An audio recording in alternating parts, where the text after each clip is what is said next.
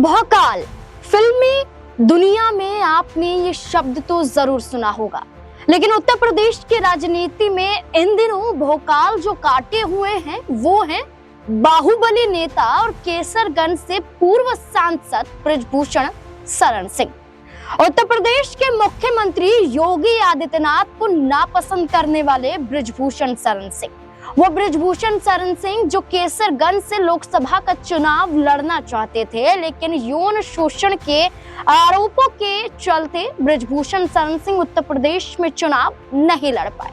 लेकिन क्या अब यही बृजभूषण शरण सिंह योगी आदित्यनाथ के खिलाफ जाने वाले हैं?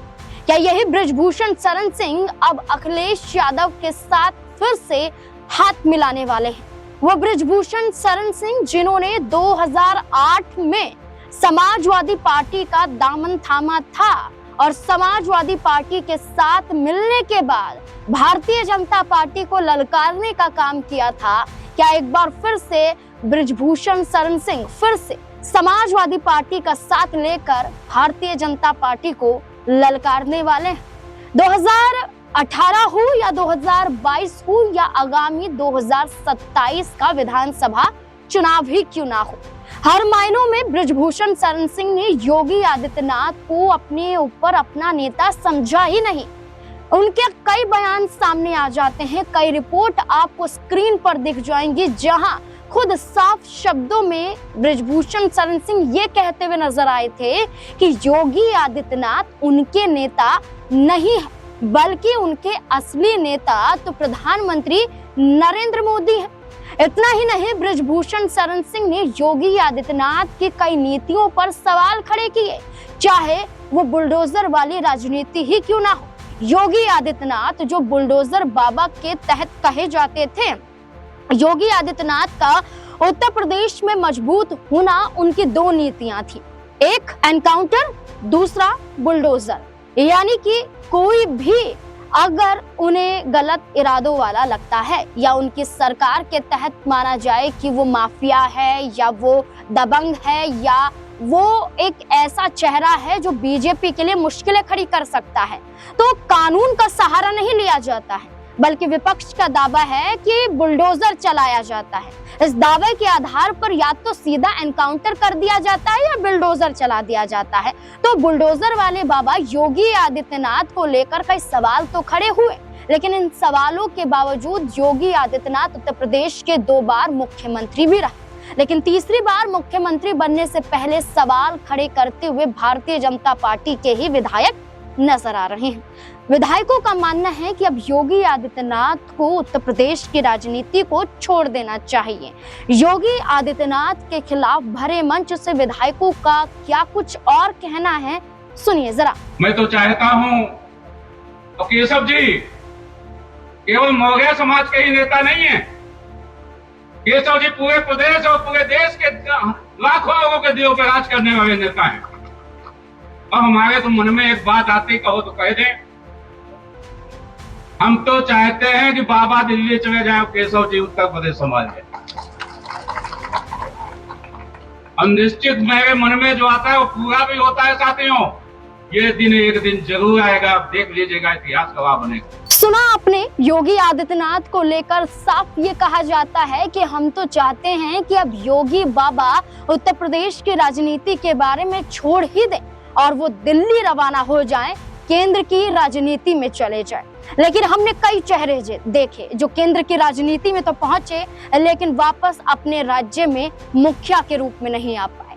पहला नाम शिवराज सिंह चौहान, दूसरा नाम वसुंधरा राजे सिंधिया। ऐसे कई नाम निकलकर सामने आ जाएंगे जहां भारतीय जनता पार्टी ने उन्हें केंद्र की राजनीति में तो लाया, लेकिन वापस वो राज्य के मुख्यमंत्री नहीं बन पाए। हाल यही उत्तर प्रदेश में माना जा रहा है कि योगी आदित्यनाथ मुख्यमंत्री नहीं बन पाएंगे अगर केंद्र की राजनीति में आ गए। लेकिन विधायकों की चाह क्यों है कि योगी आदित्यनाथ दिल्ली चले जाएं? यानी कि अब विधायक ही योगी आदित्यनाथ को नापसंद कर रहे हैं। इस कड़ी में सिर्फ विधायक ही नहीं, बृजभूषण शरण सिंह का वो बयान, वो इंटरव्यू सामने आ जाता है। एक आर्टिकल में आपको साफ दिख रहा होगा जहां बृजभूषण शरण सिंह ये कहते हैं कि योगी आदित्यनाथ का कार्यकाल समाजवादी पार्टी के स्वर्गीय मुलायम सिंह यादव के कार्यकाल से बेहतर नहीं है। योगी आदित्यनाथ के कार्यकाल की तुलना वो समाजवादी पार्टी के कार्यकाल से करते हैं जब वो विपक्ष में नेता हुआ करते थे और समाजवादी पार्टी की सरकार हुआ करती थी। और बृजभूषण शरण सिंह का ये कह देना कि उस वक्त में विपक्ष में होने के बावजूद भी अपने काम करवा लिया करता था, क्योंकि समाजवादी पार्टी के मुखिया और उत्तर प्रदेश के मुख्यमंत्री स्वर्गीय मुलायम सिंह यादव में इतनी पावर थी कि वो अपने एक इशारे के जरिए मिनटों में काम करवा लिए करते थे। ऐसा ही एक किस्सा बृजभूषण शरण सिंह ने सुनाया और ये कहा कि लिफ्ट के बाहर जब मैंने मुलायम सिंह यादव से मुलाकात की तो मैंने उनसे कहा कि मेरे कुछ काम रुके हुए हैं और उन्होंने मुझसे चिट्ठी मांगी। मैंने उन्हें एक चिट्ठी पकड़ाई और मुलायम सिंह यादव ने कहा कि आपका काम हो जाएगा। विपक्ष में बैठे बृजभूषण शरण सिंह ने यह कहा कि जैसे ही चिट्ठी देकर लौटा कुछ ही घंटों में मेरा काम हो गया। एक विश्वविद्यालय की मान्यता प्राप्त कराने के लिए जो काम अटका हुआ था वो काम हो गया और एक और काम था जिसमें समय लग सकता था वो काम भी हुआ, लेकिन कुछ समय बाद जाकर, लेकिन एक काम जो होना था वो फौरन हो गया। लेकिन अगर भाजपा राज में देखा जाए, योगी आदित्यनाथ के राज में देखा जाए तो आज खुद ही सांसद, नेता, पार्टी के मुखिया डीएम के आगे अपना काम करवाने के लिए उनके आगे झुकने के लिए तैयार हो जाएंगे, लेकिन उनका काम फिर भी नहीं होगा। डीएम के आगे गिड़गिड़ा भी लेंगे, पैरों में पड़ जाएंगे, लेकिन काम नहीं होगा। योगी आदित्यनाथ के कार्यकाल की तुलना समाजवादी पार्टी से करना ये दर्शाता है कि बृजभूषण शरण सिंह अब भारतीय जनता पार्टी से नाखुश हैं। इसलिए बृजभूषण शरण सिंह खुद खुलकर ये कहते हैं। तो क्या समाजवादी पार्टी का हिस्सा बनने वाले हैं बृजभूषण शरण सिंह? केसरगंज से लगभग 6 बार के सांसद बृजभूषण शरण सिंह ने ना जाने लोकसभा चुनाव में अपनी जीत के लिए क्या कुछ नहीं किया। बृजभूषण शरण सिंह को भारतीय जनता पार्टी ने पार्टी से बाहर तब भी नहीं किया जब 2023 में यौन शोषण के आरोप बृजभूषण शरण सिंह पर लगे। बृजभूषण शरण सिंह पर लगे आरोप महिला पहलवानों ने लगाए, जब न सिर्फ भारतीय जनता पार्टी के सांसद थे बृजभूषण शरण सिंह, बल्कि बृजभूषण शरण सिंह भारतीय कुश्ती महासंघ के अध्यक्ष भी थे। उन दिनों विनेश फोगाट हो, साक्षी मलिक हो या बजरंग पुनिया हो, इनके नेतृत्व में जंतर मंतर पर पहलवानों के जरिए यौन शोषण के विरुद्ध में आंदोलन किया गया। आरोप बृजभूषण शरण सिंह पर लगाया गया कि बृजभूषण शरण सिंह ने नाबालिग पहलवानों के साथ यौन शोषण किया है, गलत तरीके से उन्हें छुआ है, होटल में बुलाकर उनके साथ गलत हरकतें की हैं। बृजभूषण शरण सिंह पर आरोप लगे, लेकिन अभी तक बृजभूषण शरण सिंह की गिरफ्तारी नहीं हुई, बल्कि कोर्ट में ये मामला दिल्ली राउज एवेन्यू कोर्ट में चल रहा है। सुनवाई के लिए बृजभूषण शरण सिंह जाते हैं, लेकिन बृजभूषण शरण सिंह के खिलाफ कोई सबूत नहीं मिल पाते हैं। अब यही बृजभूषण शरण सिंह एक बार फिर से अपने दबदबे की बात कर रहे हैं। यही बृजभूषण शरण सिंह समाजवादी पार्टी की तारीफ कर रहे हैं और यही बृजभूषण शरण सिंह बता रहे हैं कि योगी आदित्यनाथ की जरूरत अब उत्तर प्रदेश में नहीं है और बृजभूषण शरण सिंह पूर्वांचल में अपना दबदबा काफी रखते हैं और साथ ही साथ राजा भैया भी पूर्वांचल में एक मजबूत, एक बाहुबली चेहरा है। तो 2 बाहुबली चेहरे अब भारतीय जनता पार्टी के खिलाफ उतरने के लिए तैयार माने जा रहे हैं। इसके साथ साथ जयंत चौधरी एक ऐसा किसान चेहरा, एक ऐसी किसान पार्टी जिसके बलबूते उन्होंने जाट, मुस्लिम और दलितों को साधने की कोशिश की, लेकिन आज ये समय है कि योगी आदित्यनाथ का साथ जयंत चौधरी खुद नहीं चाहते हैं। अनुप्रिया पटेल हो, ओपी राजभर हो, संजय निषाद हो, हर कोई योगी आदित्यनाथ को नापसंद कर रहा है। यानी कि बीजेपी में रहना है, बीजेपी के साथ रहना है तो योगी आदित्यनाथ नहीं चाहिए, बल्कि भारतीय जनता पार्टी में बदलाव चाहिए।